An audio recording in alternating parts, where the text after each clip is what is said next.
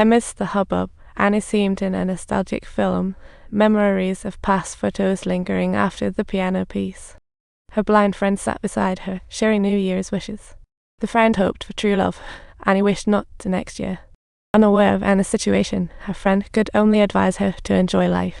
A few guys came over to chat, but Annie graciously turned them down. However, at that moment, Annie noticed a handsome guy nearby, feeling as if zapped by electricity.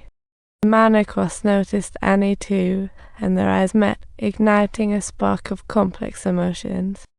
But a woman suddenly popped up, ruining the romance. Annie was disappointed yet secretly relieved. She didn't want emotions to drag her down, and the loneliness of fate kept knocking on her heart, warning her not to get addicted to the fireworks. She hurriedly said goodbye to her friend and walked out alone, heading for her personal promised land. But just as the elevator doors were about to close, Guy suddenly ran over. Although love at first sight is hard to explain, clearly this guy named Jack was smitten. After introducing himself, Jack quickly clarified the misunderstanding, insisting that the woman wasn't his girlfriend, just his cheesy way of flirting. This line didn't win Annie over. Instead, it made her want to escape even more, convinced that everyone was just a flirt. So, no matter how much Jack pleaded, she never gave him her contact info. She didn't want to experience a dramatic romance at an age when her hair was already grey. The day after New Year's happened to be Anna's birthday. She booked as usual. Her daughter's blessings filled her heart, but she felt a tinge of sadness, knowing her daughter was at the stage of life for goodbyes.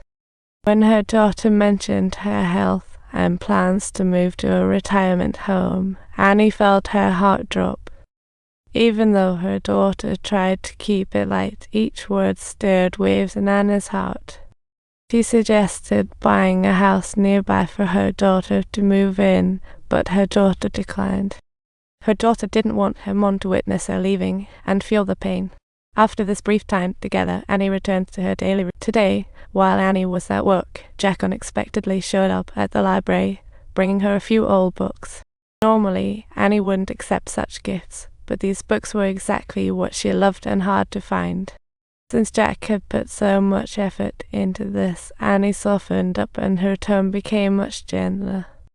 To pursue his love, Jack donated $50,000 in classics to the library. However, he asked Annie to attend the donation ceremony as a spokesperson. The thought of photos made Annie hesitate.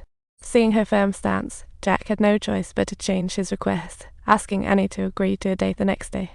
Thinking Jack might actually give up the donation, and perhaps feeling a bit of interest in him, Annie chose to compromise. But what Annie didn't expect was for Jack to choose an old mine as the location for their first date.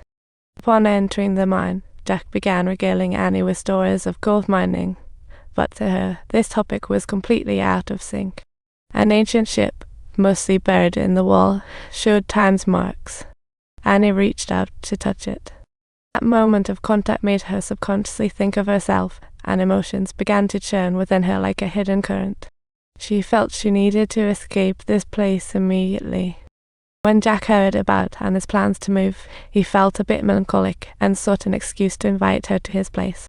He cooked dinner for Annie. Watching her savor his food filled him with joy. Afterward, he took the initiative to introduce his family, revealing that his father was a famous astronomer who discovered and named a rare comet. Jack, however, didn't disclose the name of the comet. Watching a couple swing outside the window, he recalled their first encounter. He told Annie that they had already crossed paths before the gala when she was sitting in front of the library in a blue dress, engrossed in a book. At the time, she was holding books meant for the blind, and Jack thought she couldn't see the world, yet her stunning beauty had carved itself into his heart.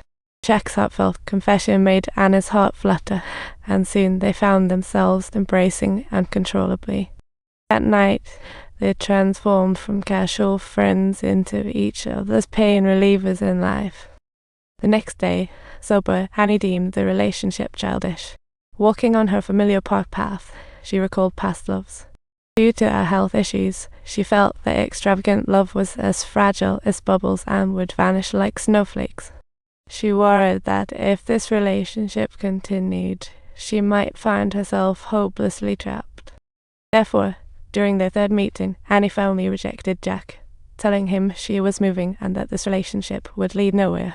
Jack felt confused, but seeing her walk away without looking back, he could only choose to respect her decision. On the day of her departure, her daughter came to help pack and noticed Anna's inner turmoil. After hearing her mother's troubles, her daughter encouraged her to continue living in a new way.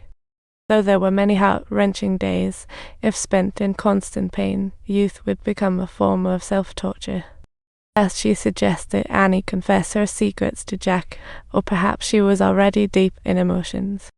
Ultimately, Annie decided against moving, arranged to meet Jack, and expressed her apologies for her previous coldness. She asked Jack if he would give her a chance to make up for it, and Jack chose to respond with a kiss.